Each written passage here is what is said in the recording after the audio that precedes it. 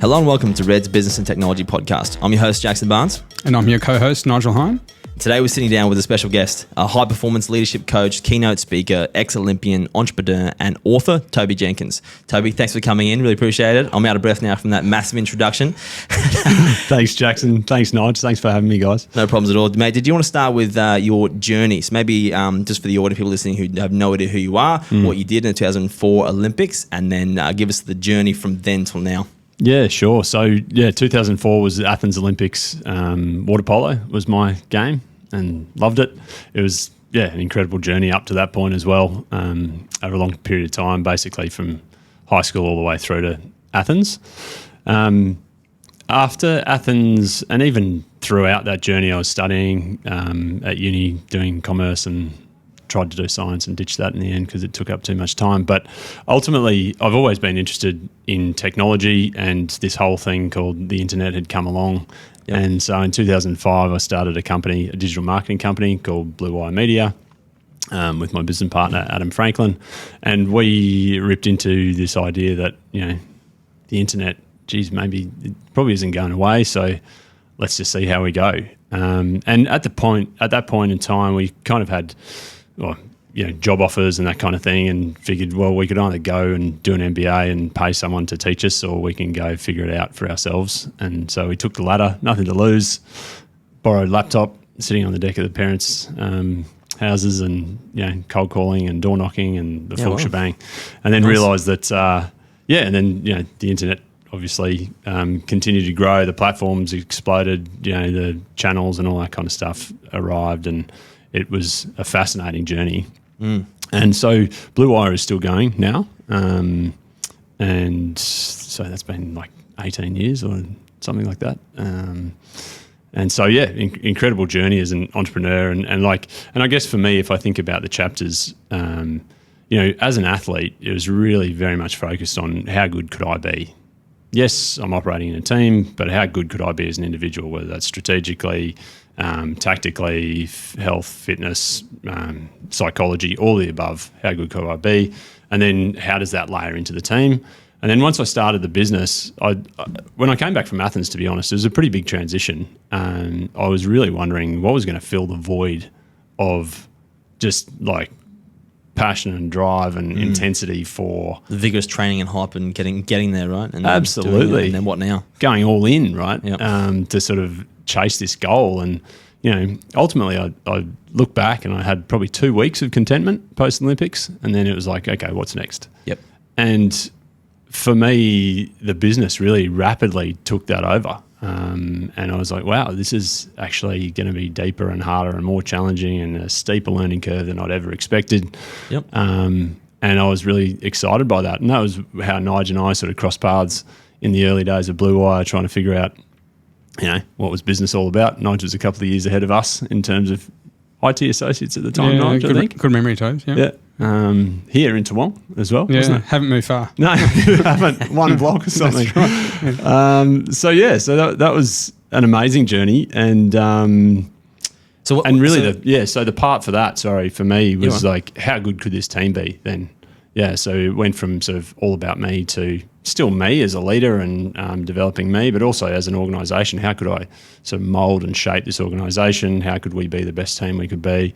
And then over time, Blue Wire went through a few different iterations. It kind of meant that most of our team was now distributed offshore and using agencies and all sorts of stuff globally, which was really exciting too. But I realised that I was missing the piece that I was most passionate about, and that was that team development. The kind of at the time we were having weekly coaching conversations with staff. We were sort of following as much best practice as we could. Jim Collins, Good to Great, Liz Wiseman's multipliers, all these frameworks, Vern Harnish, all kinds of stuff. Yep. Which was super fun. And then you found out, Toby, just to pause you for a second there, that's what you were passionate about, was building that high performing team. Yeah, and really like developing my people. And so that really excited me. But then when this business model sort of changed and we moved into online education and distributed team and stuff, it really changed the dynamics of the business. And around that same time, or a couple of years later in 2016, my dad actually got sick and died from a brain tumor. And that was one of those moments in time where it was like, look in the mirror, what's important, who's important, why am I doing this? And it really shook me up at the time. And so figuring my way through that transition, I guess, ultimately meant I resigned from Blue Wire because I sort of didn't have a home in my own business anymore. And then the transition out into, well, what was next? And is that because you were so good at building a high-performing team that you didn't need yourself? Maybe, got myself out of there. Yeah. But no, it was more just the passion piece. The digital marketing had been an amazing journey, but I realised I wanted to double down on this people development path and was introduced to a framework called all around the science of psychological flexibility, which is all around how do you unlock performance for individuals, align people with their own sense of values and purpose and goals and mission, and help them work in situations of stress and pressure. And it really tied back into that performance kind of space that I had been in as an individual athlete, found myself in as a business owner at various points as well. And then, just decided that this was my thing to go all in on. Awesome. And I'm the kind of guy who loves to go all in. And do things. Good to hear, Toby. And looking forward to getting some insights for the audience around that kind of building a high-performing sales team and developing individuals and what works from like a culture point of view, apart from just generally hearing your story. So let's start with, why did you go into the business investor founder kind of space after being a professional athlete? Pure interest. I'd always been interested in business, figured it was a vehicle and a skill set to learn like any other. And I just thought, oh, well, let's have a go. There was nothing to lose at the time, as I said. And yeah, I don't know, I was just really interested by it and the dynamics and the possibility, I guess, of creating something as an expression really of who I am, creating an organisation that enabled me to have an impact that was bigger than I could have as an individual. And yeah, and that was a exciting journey. And Nigel, I'm sure you felt that too, as in terms of starting and leading these companies, right? 100%, yeah. And look, I guess, Tobes, I'll say that, when I met you through the Blue Wire journey, you've always been passionate about bringing people together, right? So there was the internet transition, people needed websites, people needed technology, and it was finding, you want to help people, right? So, and that's the ethos of Red as well. Yeah, we want to make people's lives better through technology. So I think that's why we've stayed connected for like 2 decades, and you're still kicking some great goals, and hence the reason that you're here on as a guest. So really appreciate it. Yeah, it's fun to be here too. There's probably a lot of valuable insights we could get out of that kind of digital space, but not while we got you in here. Let's speak about more the high performing leadership and then building a team and what you're doing now. So let's start with, how do you create a high performing team culture? It starts with clarity. And so where are we headed? And one of the best resources on this, I think, is Jim Collins, Good to Great, and his other book, Beyond Entrepreneurship 2.0. And in terms of, that alignment, where are we headed, and the clarity of what that looks like. One of the benefits of sport, like if I take the translation of my Olympic experience, is that exactly when and where you're going to be if you make the team. You know what it looks like. I was standing outside the stadium in Sydney because I'd missed out on the team in Sydney, and I remember promising a mate of mine I'm going to be inside that stadium next time round. And there's a lot of luck that comes and goes, and chance, and a lot of hard work and all that sort of stuff. But ultimately, it's that clarity. You can adopt a vision, and so it becomes really, exactly what it looks like. But in business, I think part of the challenge is to actually architect that vision, to get the buy-in of the people who are with you on that journey, and then to what I would describe as the relentless pursuit of the important. So what truly matters to us building out, this vision, this direction, the impact we want to have, the contribution we want to make as an organisation, and making sure that actions align with that end game. And so, and that applies both personally and in individuals. And I think this is a really big thing that probably gets missed in the translation of the sporting context into business, having been in both fields now, is that in a sporting context, in an Olympic team, 90%, 95% of that time is spent developing the individual capacity of the player. The 5% then gets added to the team layer. And of course, the team layer is a differentiator in a situation whereby the individual capacities are matched. But the reality is that there's no team in the Brisbane A-grade rugby union, for instance, that is going to beat the All Blacks regardless of team function or dysfunction metrics or cohesiveness or anything like that. So the ability really for an organisation to develop its people, I think, and align its people to the core of what truly matters strategically in terms of impact and purpose and, how you measure your road to that as well.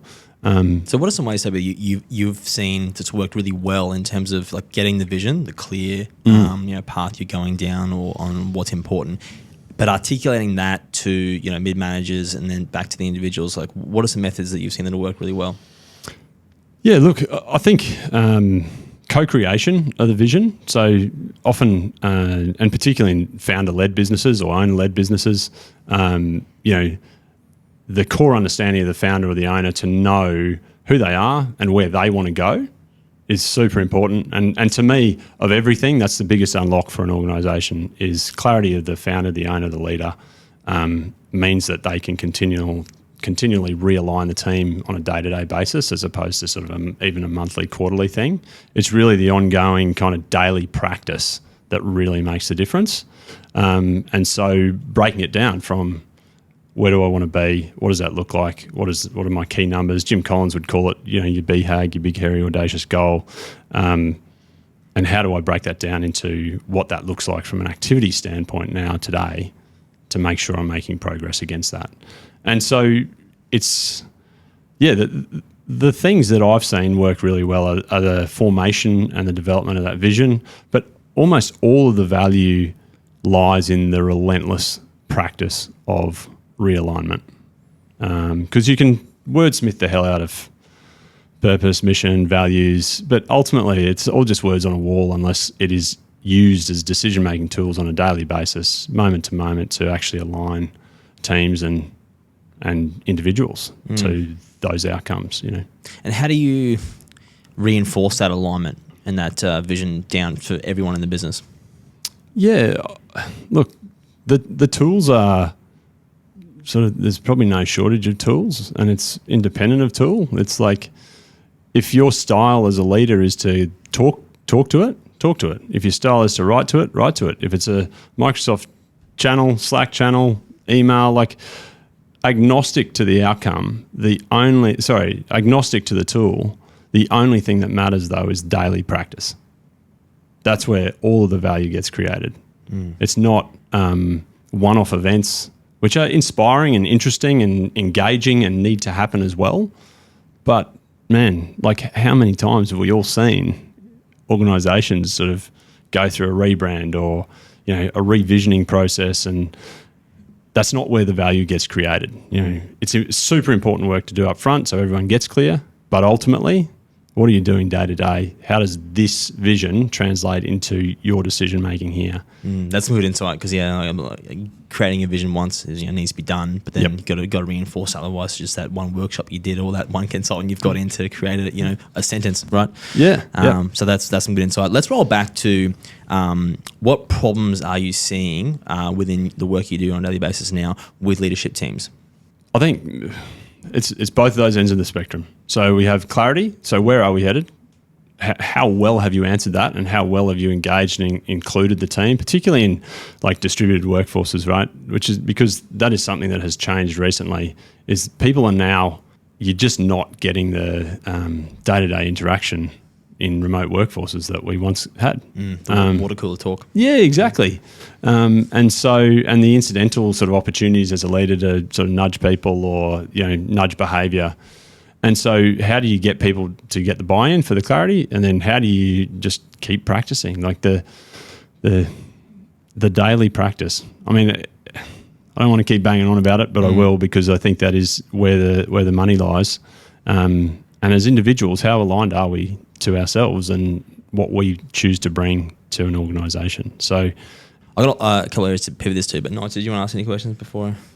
No, look, I think I'm sitting here and enjoying listening to the commentary, and I think, probably the analogy I see you've gone through, Tobes, is that as a high-performing athlete, right? So it's repetition, continuing to do the same thing, refining, getting better. And, we see this with all business owners we talk to. I think, they look for a bit of a, the paracetamol, the quick solution. The silver bullet, yeah. Exactly. And I think you've just reinforced, part of you being such a good leader and, helping people in these journeys is just, holding them to account that this is the end result, this is our BHAG. So, what you just asked for about in terms of, what do you see as the common challenges? I guess if I'm a listener, listening to us today, probably keen to understand, if I see this in my business, I'll look at something that, I need to, potentially talk to Tobias about, like just trying to understand more about those, challenges that tend to, continue to crop up. And people always fall back to what they know, right? They don't actually,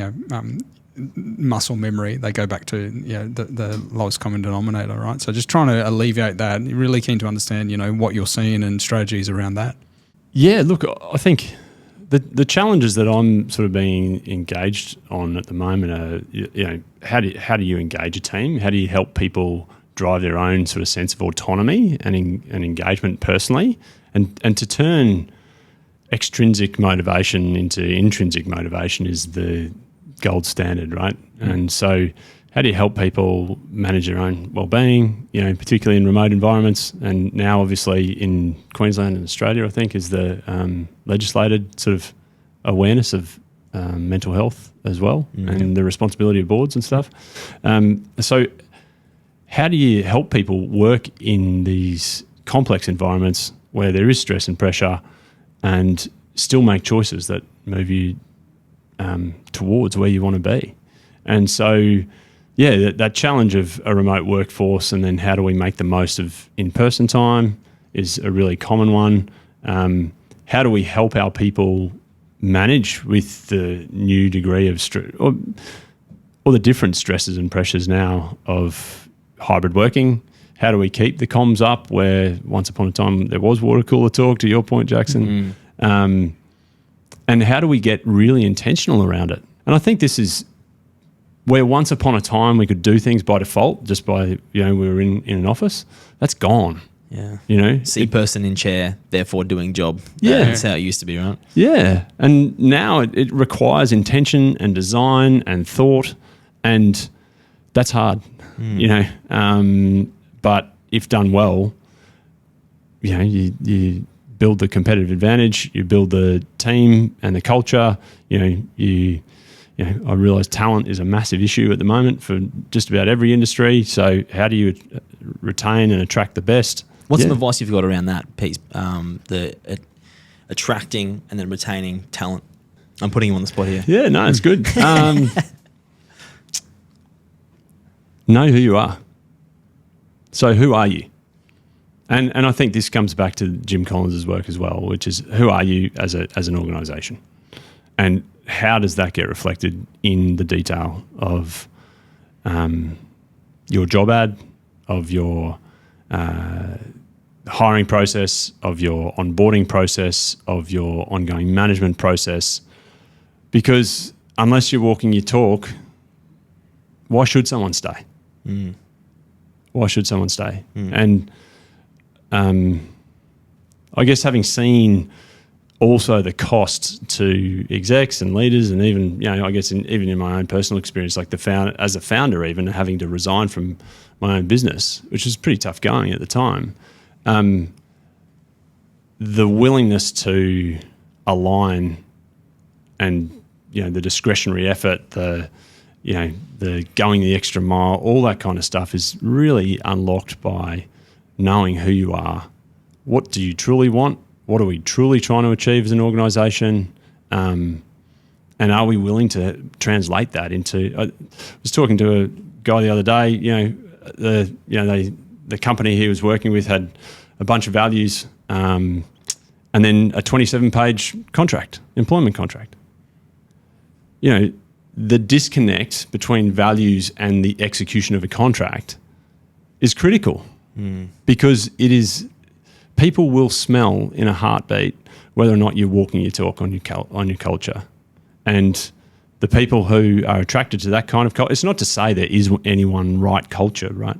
It's just to say that you have your own, own it, know who you are, and then it will do a bunch of the work for you in terms of keeping the best, attracting the best.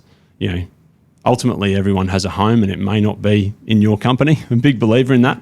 But I've also seen the cost of people sticking it out in places where they aren't happy, where they don't have that sense of alignment, and people pay heavy prices for that, emotionally, financially, relationship-wise, health-wise, and I think that's and that just seems to me like an absolute squandering of potential, human potential. The individual, but also the business burden to go and replace that person as well, and find the right person, onboard a person if they're the wrong fit to begin with, or you promised the culture, haven't got the culture, that kind of thing. So completely understandable. Let's pivot a little bit to individuals. Say a scenario is a person trying to like a mid manager, for example, trying to grow one person. How do you unlock the most potential out of that an individual?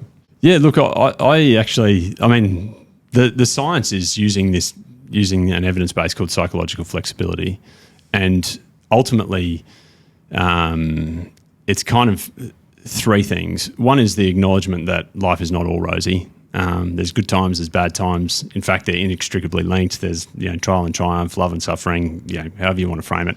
And if you take that as given, then how do you help someone work with the tough times? How do you help them stay focused even in the good times? Because confidence and excitement can be as much of a distraction as pessimism and sort of negativity, right? Because if you're an investment banker and you're confident of your deal, my question to you is have you done your due diligence, or have you just been duped by the CEO? If you're excitement as a salesperson, are you listening or are you talking? The absolute performance behavior is to listen, right? Ask questions, listen, help the person understand their need and come back to you. Find out problems, solve those problems. Yeah, exactly. So how do you go through the discovery process and really enhance that curiosity and truly understand what they need, as opposed to... So this whole myth of the relentless pursuit of confidence and happiness and all that kind of stuff is just a myth. It's absolute nonsense. And so the sooner we accept that, which is hard because that's the hardest bit, then we can practice mindfulness and being present. And often people sort of misconstrue mindfulness as sitting on a mountaintop, in lotus position saying "Om" to the universe. But mindfulness is not that. It's your ability to come back to the present and reconnect, and then ultimately do what matters. So what matters here? What matters right now? And the interesting part of that too is that it's really contextual. So for one person, the performance behavior is to listen. For the other person, it's to speak up. And so you need to understand the person. They need to understand themselves. And, here are 6 questions that I use to get people started, like give them a bit of momentum if they're feeling stuck or what have you. Question number 1 is, what are your values? And what I'd encourage any of the listeners or what have you to go through is just like literally put a 30-second clock on each of these questions, and then just bang out whatever comes first. Because having had hundreds of these conversations, the first 30 seconds is normally the honest one. Yeah, it's your intuition. So it's normally really close, 80, 90% of the way there. You don't need to spend any more time, particularly for individuals. But what are your values? Who is important to you? What is important to you? What is your purpose? What would you willingly do for free? And what energizes you? Okay. And if you spend 3 minutes on that, and even as a manager managing someone else, if you ask, your direct report or what have you, what are your answers to those questions? What you'll pull out is you're not looking for definitive answers. You're actually looking for the threads, the stuff that truly matters to this person, the stuff that may help them unlock their own intrinsic motivation, how they might align. And what you've done then in asking those questions is help them bring to the surface and make conscious choices around what truly matters, as opposed to the reality is in an organisation, how I show up and how I connect what matters to me to the organisation, that is alignment. So the organisation bang on about OKRs or, pick your framework, any framework, goals, BHAGs, it doesn't really matter.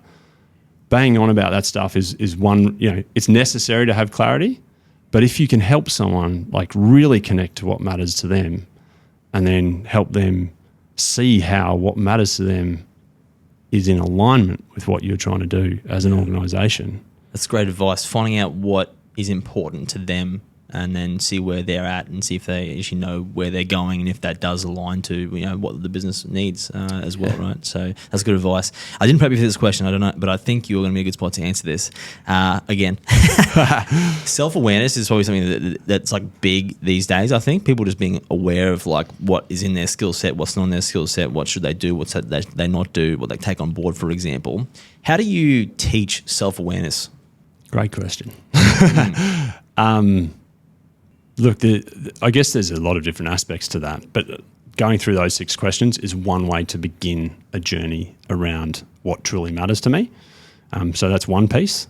The other tool that I have, and you can download it on my website if you're interested, is a tool called the Valued Living Questionnaire, which is a super simple, it's a scientifically validated test by I'll find that. That's right. I'll find it and send you the link to it anyway. But scientifically validated by Toby Jenkins. Yes, it's not by me. It's someone else. They'll have to go to your website and find out. So that's perfect. There you go. But if you download the Valued Living Questionnaire or my whole toolkit, because it comes with a bunch of other stuff, but that one is a way of really quickly assessing what matters to you, how important is something at a given time. So it could be anything from family, your personal relationships, parenting, health, spirituality. There's sort of a bunch of domains, and very quickly I see my clients sort of go, oh yeah, okay, yeah, on a scale of 1 to 10, I'd rate that as this. And then the next question is, how satisfied are you with it? On a scale of 1 to 10, how satisfied are you with your actions in this space at the moment? And what happens is that you quickly dissect the context for someone to say, okay, family is important, health is important, work is important. Okay, as I found myself actually in my transition out of Blue Wire, I did a run through, Dad had died, I was looking in the mirror, which is always the hardest place to look, and work was 9 out of 10 in importance, and satisfaction was 2 out of 10. And so as opposed to a generalised sense of frustration, what the hell is going on, it was like, I now have specificity, and our brains love specificity and certainty, and now I can do something about it. Yeah. Whereas the ambiguity is the enemy, because it's uncertain, we don't know what's happening, there's so much going on, and ultimately, this boils down to a lot of the performance stuff that I talk in one-on-one and group settings as well, but we cannot control, we have thousands of cognitions a day. So thoughts, emotions, sensations, memories, all this stuff shows up. Imagery comes up to mind all the time, right? We cannot control it all. And this has been the myth that has been sold to us, I think, is this idea of positive thinking and always being positive and all this sort of stuff. And it's nonsense. It's absolute nonsense. And if you quickly dissect even a period of your life, you'll know that you get both. You get, the great stuff, the bad stuff, trial and triumph, as we were talking about earlier. But if we can't control those thousands of cognitions, then how do we actually, what can we do? We can't control our reaction, emotions, thoughts, sensations, whatever, to a particular situation. All we can do is choose our response. And so between reaction and response is mindfulness, actually, to your point, the self-awareness, Jackson, to know that I'm experiencing anxiety. I'm experiencing excitement. I'm experiencing, here are my thoughts. I'm not good enough, or, fraudulency shows up, or whatever it is, right? Everyone has their own brand. And that is the other part, is that it's an absolute certainty that everyone has their own brand. of suffering. There's this point in my workshops where I ask people to answer, what are the tough thoughts, what are the tough feelings, what are the tough sensations, where do you feel them in your body? And in groups of 60, 100, whatever, anyone here not get any answers for those? For challenging situations, does anyone not get any answers for those things? There's not a soul in the room who sticks up their hand, because everyone has it.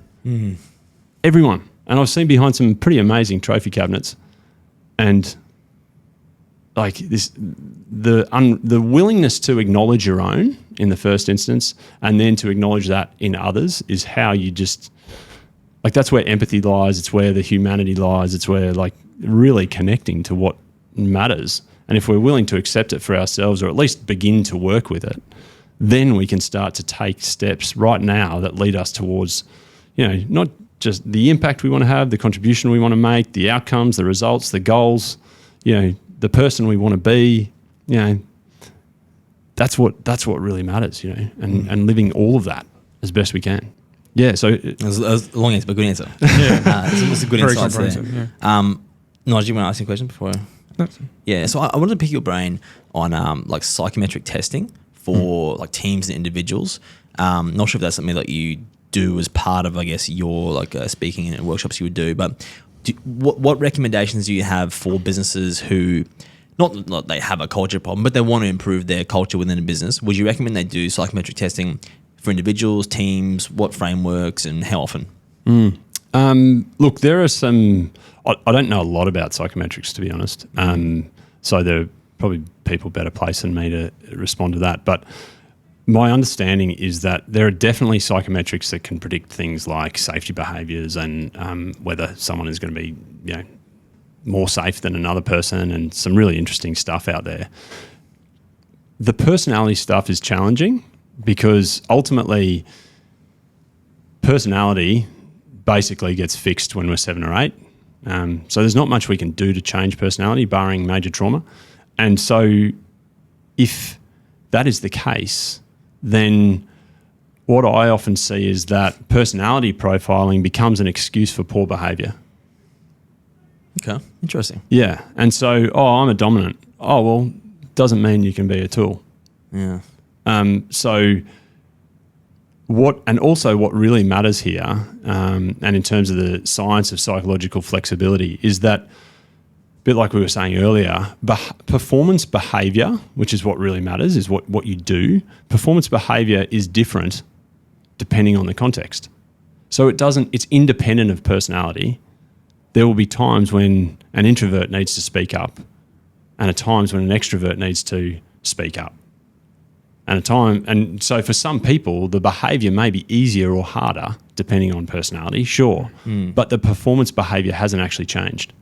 So the question is, how do you act? How do you do what matters rather than obsess about personality? Yeah. It is a really interesting tool in terms of developing some self-awareness and strengths, and so it's not at the absence of it. I guess the opportunity is to really to use it carefully. Yeah. What about, do you see value in, I guess, say you were managing a team, knowing what kind of like disc profile, for example, they are, so then you can then, I guess, manage them more effectively or get the most out of that individual? Yeah, I think awareness of what's going to be easy and what's going to be hard for a particular person is useful too, right? The question I keep coming back to though is like, what really matters to this person? If we were to smash broken glass and say, okay, Jackson, Nige, let's walk over some broken glass, shoes off, let's do some motivational walking. Anyone want to have a go? I'm going home. Doesn't sound very motivational to me. No, it's not going to fly, right? But if I say, okay, let's just change one condition of that, which is on the other side of the glass, is bring to mind the person or people who you most care about in the world, and they're in distress and they need your help. So you're saying that like having a clear goal and understanding like with an individual where they're at from a alignment to goal and what challenges they have, maybe personal or career-wise, trumps personality profiling or leveraging that. Yeah, what truly matters to them, right? Because, the broken glass being the analogy for, It's a good analogy. Fear of failure, fear of embarrassment for speaking up, fear of making a mistake, all that kind of stuff, which is so inevitably the stuff that gets in the way of actually behaving the way we want to behave. Almost never am I sitting down with someone to teach them what to do.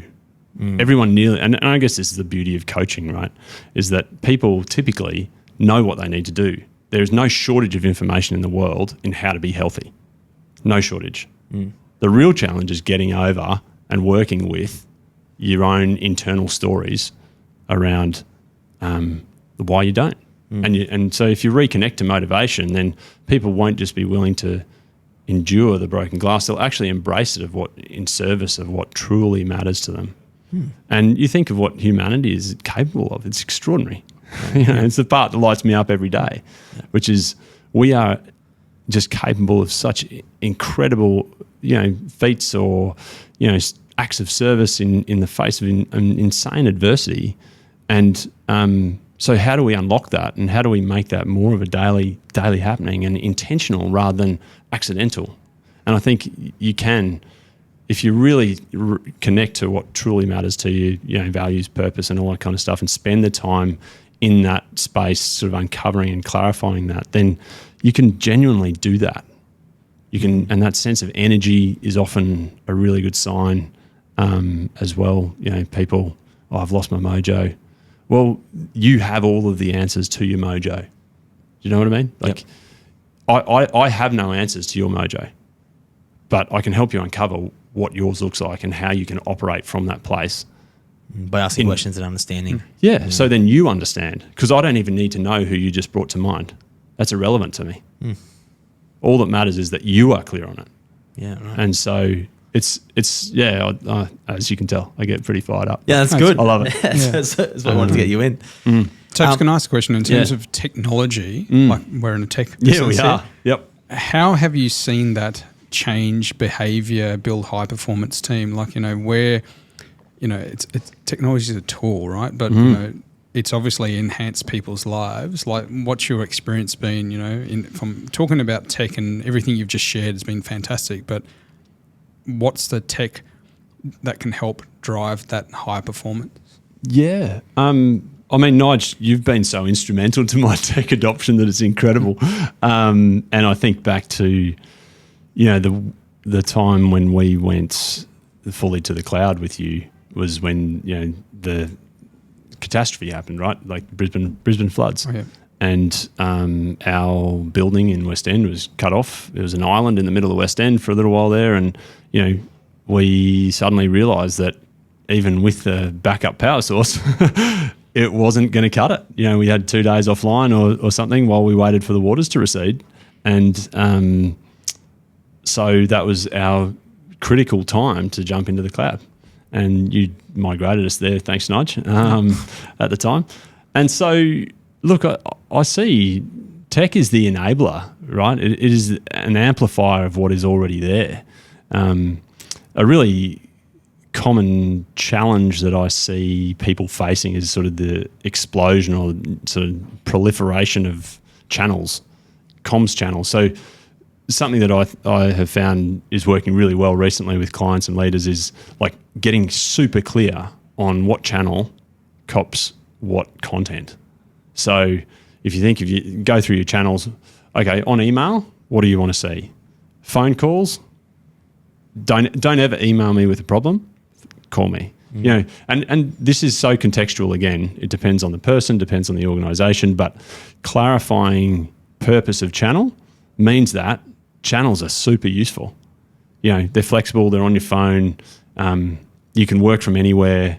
I spent a year over living in Switzerland in 2017 and operated, perfectly fine back here into clients in Australia and had a ball, and that flexibility was so enriching to my life, and that's what I think tech enables when it's done well.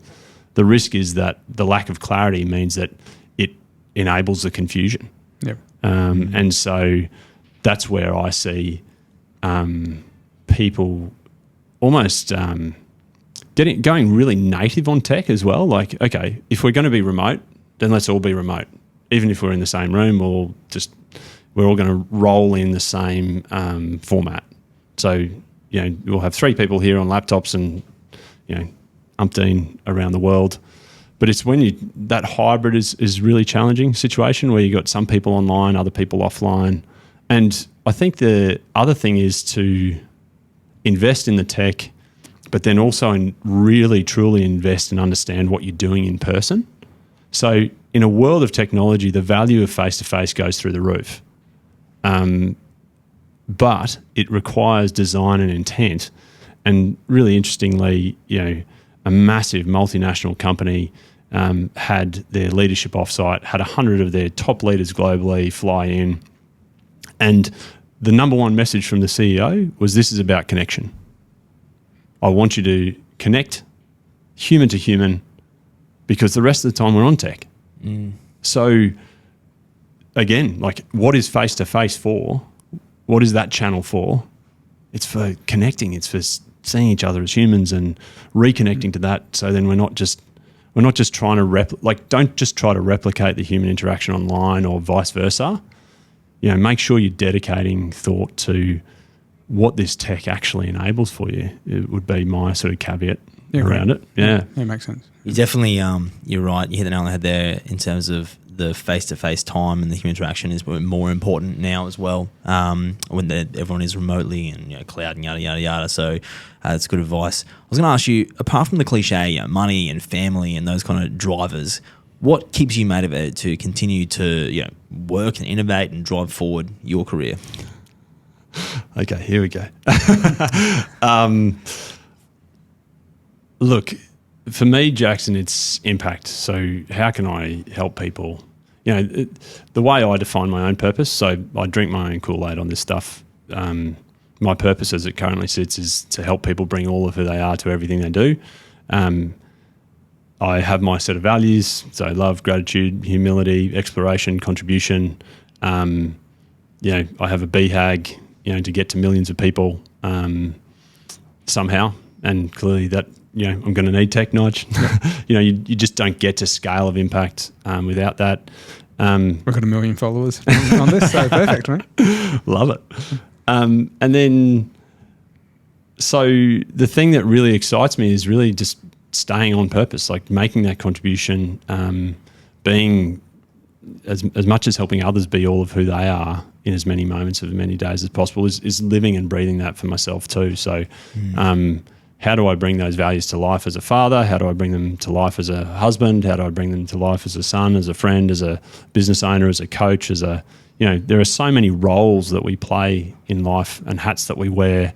The other thing that really motivates me is a Stoic Reflection. I don't know if anyone's familiar with Stoicism, but there's one of the sort of, I guess, leading figures of Stoicism is a guy called Lucius Seneca, and he wrote an essay called On the Shortness of Life. And so every day I have a calculator. I found a website that will calculate how many days I've been alive.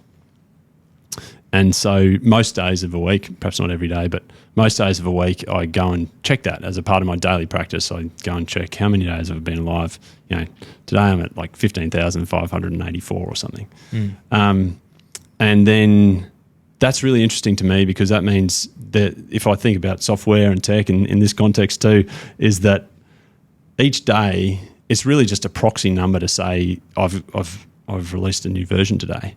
And so how do I bring the best of what has served me in the past forward? How do I test and learn to see if there's anything that I need to debug? And there's plenty, I can assure you. And then how do I continue to carry that forward? And that really helps me to see it as an ongoing process. And then the flip side of that number is, of course, how many days left to live.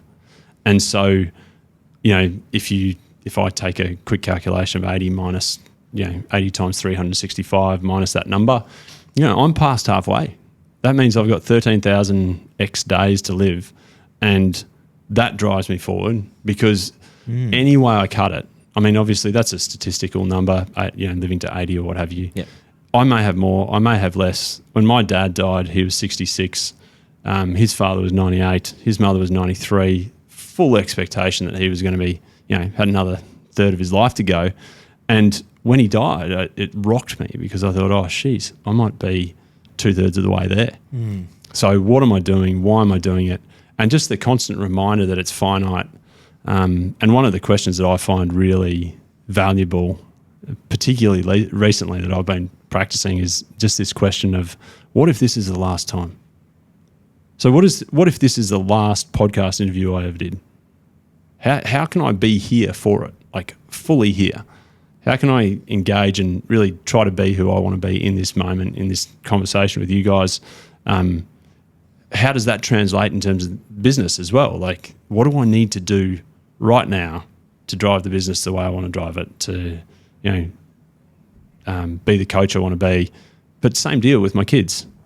What if this is the last time I get to put my girls to bed? I have 3 daughters. What if this is the last time? Because, we've all experienced death in some form or another, and putting a finite number on it, I've found, has been extremely motivating just to remember that it is finite. That's good advice, and that would probably tie all the way back to like that self-awareness piece, right? When you wake up in the morning, you see how many potential thousands of days you've got left. Yeah. Another thing that it helps me in that space is that I think actually Elon Musk quotes this all the time. I've seen around, it's like in thousands of years, everyone returns back to dust, and no one knows any name. No one will know who Elon Musk is, right, in 10,000 years. Yep. So what we're doing here in Brisbane with a couple million population is, futile. Yeah, but it's also, what I find really liberating around that too is that it takes the pressure off. Yes, we will return to dust, and so be it, and we will be forgotten and all that stuff. Great, but what does that mean? What does that free me up to do? Yeah. And so it's an interesting sort of tension point, because it feels pessimistic, but ultimately the reflection for me is like this liberation of real engagement in the present, and kind of, well, if I'm going to be dust, then why not have a crack? Yeah. Why not? And so, definitely. And what does a crack look like today? Because I don't know if today is the last one. So there's a few of my drivers, mate. Yeah, I really appreciate it. Thanks, Toby, for coming in. You shared some really good insights around building a high-performing team, individual, and got a bit philosophical at the end there. So, mate, that's awesome. Really appreciate some of the insights from your journey. Thanks for coming in. Thanks, Toby. So I met you when it was version 6,000, and now we're at version 15,000. I look forward to having you back at version 20,000. So thank you. I hope this version's still better than the old one. It gets like a fine wine, Tobes. Yeah, it's been fantastic, mate. Thank you. Thanks, guys. Appreciate it.